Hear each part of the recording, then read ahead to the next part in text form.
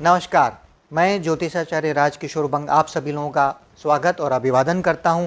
आज का विषय है राहु और गुरु का गोचर में मेष राशि में से भ्रमण करते हुए एक साथ निकलना।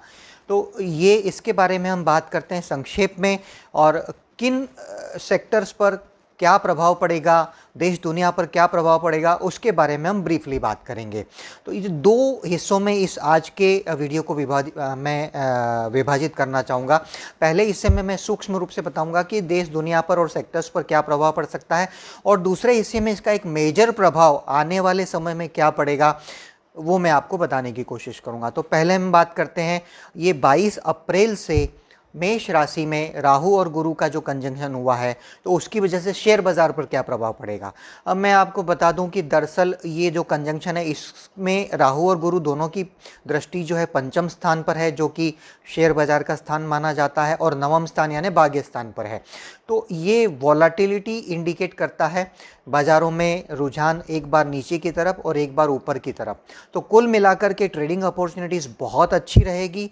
बाज़ारों में एक तरफा मंदी या एक तरफा तेज़ी नहीं रहेगी, बहुत अच्छी अपॉर्चुनिटीज़ आएगी ट्रेड्स करने के लिए, निवेश करने के लिए। तो इसको एक पॉजिटिव रूप में लिया जाए कि राहु गुरु का ये जो योग बना है मेष राशि में, जो आने वाले 6 महीने तक रहेगा एक साथ में, उसकी वजह से शेयर बाज़ार में काफ़ी सारी अपॉर्चुनिटीज़ क्रिएट होगी ट्रेड करने के लिए, ट्रेडर्स के लिए, मुनाफा कमाने के लिए।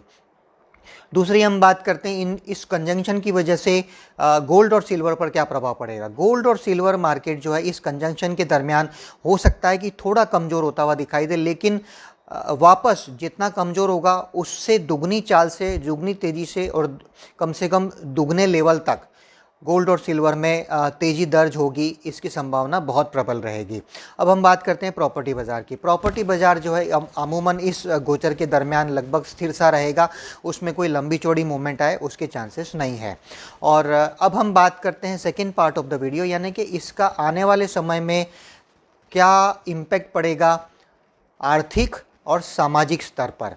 ये अपने आप में एक बहुत ज़बरदस्त चीज़ है जिसे हम सब समझना चाहें, और हम कोशिश करें तो इसको समझ करके आने वाले समय में जो चेंजेस आने वाले हैं, जो बदलाव आने वाले हैं, उसके हिसाब से अपने आप को तैयार करके उसको समझने और झेलने की शक्ति अपने आप में पैदा करते हुए आगे बढ़ सकते हैं। तो आने वाला समय हमारे लिए अपॉर्चुनिटीज़ क्रिएट करेगा बनिस्बत मुसीबत के। अब मैं इसमें समझा दूँ, जैसे राहु जो है वो भ्रम का देवता है और गुरु धन का कारक है।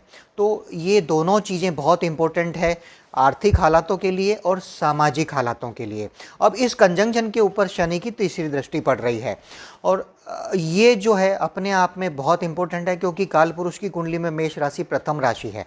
तो यहाँ से एक नई शुरुआत होती हुई दिखाई देती है, और नई शुरुआत के शुरुआत में ही अगर राहु गुरु की युति साथ में हो और उस पर शनि की वक्री दृष्टि हो, नीच की दृष्टि, तो ये एक बहुत ज़बरदस्त तरीके से बदलाव के संकेत आते हैं हर तरफ, चौतरफा मतलब ये हम ये कह सकते हैं कि देश, दुनिया, परिवार, समाज, पर्सनल लाइफ, प्रोफेशनल लाइफ, हर तरफ ये एक बदलाव के संकेत आ रहे हैं। और ये बदलाव जो है जब भी आता है, हम और आप सब समझते हैं कि जब भी बदलाव आता है, और बदलाव एक ऐसी चीज़ है जो आता ही है, लेकिन जब राहु और गुरु का कंजंक्शन और राहु बदलाव का कारक बने, तो ये बदलाव जो है अपने आप में एक बहुत लार्ज स्केल पे आता है।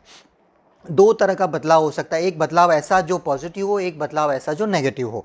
और राहु गुरु साथ में है तो फाइनेंस का सिग्निफिकेटर साथ में है, तो ये पॉजिटिव बदलाव के साथ नेगेटिव बदलाव भी लेकर के आएगा। और बदलाव हम आप समझते हैं कि ट्रांजिशन जो होता है, बदलाव से पहले का जो फेज़ आता है, ट्रांजिशनल फेज़, वो फेज़ दर्ददायक होता है, काफ़ी तकलीफ़ देता है। तो उसमें हमें एक हाईएस्ट लेवल की परिपक्वता, मैच्योरिटी दिखानी होती है। अगर हम परिपक्वता और मैच्योरिटी के साथ इस समय को गुजार देते हैं, जो ट्रांजिशनल फेज़ है बदलाव का, तो आने वाला समय हमारे लिए काफ़ी अच्छा हो सकता है। ये हमें समझना चाहिए। अब इसमें बदलाव किस तरह से कैसे आ सकते हैं, मैं आपको समझाने की कोशिश करूं कि ये जो 6 महीने का समय है, इस समय में ऐसा बेस तैयार होगा कि आने वाले समय में कई वर्षों तक राहु और गुरु का ये जो कंजंक्शन बना है, ये आर्थिक रूप से, सामाजिक रूप से ज़बरदस्त बदलाव लाएगा। लोगों की विचारधाराओं में परिवर्तन आएगा। किसी भी वस्तु विशेष पर, किसी भी रिश्ते के ऊपर, किसी भी कार्य क्षेत्र के ऊपर लोगों की सोच जो है बहुत ज़बरदस्त तरीके से बदलेगी।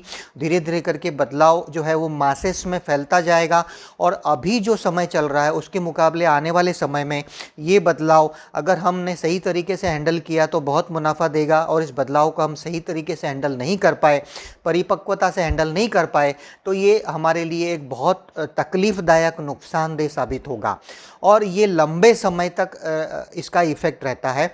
मेरी जो रिसर्च कहती है वो ये कहती है कि राहु गुरु के मेष राशि में से निकलने के बाद अमूमन कम से कम 24 से 36 महीने तक ये बदलाव का फेज़ रहता है। अमूमन 24 से 36 महीने तक बदलाव का फेज़ रहता है और ये इस फेज़ के दरमियान आर्थिक और सामाजिक हालत जो है वो बहुत ज़बरदस्त तरीके से अपनी जगह से परिवर्तन की तरफ जाते हैं, एक परिवर्तन के ज़बरदस्त संकेत आते हैं। तो ऐसे में अगर हम इन हालातों को नहीं समझ पाए तो ये हमारे लिए आर्थिक रूप से परेशानी का कारण बन सकते हैं और समाज का जो ढांचा है उसको ज़बरदस्त तरीके से प्रभावित कर सकता है। तो ये हमें समझना होगा कि ये राहु और गुरु का गोचर सबसे ज़्यादा इम्पोर्टेंट है बदलाव के लिए, और वो बदलाव कई वर्षों तक जारी रहेगा और उस बदलाव को समझने की शक्ति अगर हमारे में आ गई तो उस बदलाव को हम पॉजिटिव रूप से लेकर के आगे बढ़ सकते हैं, और उस बदलाव को समझने की शक्ति हमारे अंदर नहीं आई तो हम उस बदलाव की वजह से बहुत ज़बरदस्त तरीके से परेशान हो सकते हैं, ये तय है। और ये क्योंकि गुरु और राहु है, यानी कि भ्रम, दिमाग और फाइनेंस, तो कहीं ऐसा ना हो कि बदलाव के साथ हम अपने आप को नहीं ढाल पाए तो लंबे समय के लिए फाइनेंस से संबंधित, आर्थिक हालात से संबंधित जो चीज़ें हैं वो हमारे लिए नकारात्मक रूप से, नेगेटिव रूप से डेवलप हो जाए, तो ये इसमें कोई अतिशयोक्ति नहीं होगी। तो ये जो कॉम्बिनेशन बना है ये हमें इंडिकेट करता है कि हमें हमारे दिमाग को भ्रमित नहीं होने देना है। मैच्योरिटी का लेवल हाईएस्ट डिग्री का रहेगा और किसी भी तरह का परिवर्तन अगर ज़िंदगी में आता है, देश और समाज में आता है, तो उसको खुले विचारों के साथ हमें एक्सेप्ट करना चाहिए और उसके हिसाब से अपने आप को ढालना पड़ेगा और समाज को भी उसके हिसाब से ढलना पड़ेगा, देश दुनिया को भी उसके हिसाब से अपने आप को रूपांतरित करना पड़ेगा, तब तो ये हमें ग्रोथ इंजन दे देगा, वरना रिवर्स गियर जाने में ज़्यादा समय नहीं लगेगा और काफ़ी ज़्यादा परेशानी का सामना न सिर्फ इंसानों को बल्कि देश दुनिया को भी करना पड़ेगा। तो ये एक हमारा विश्लेषण है।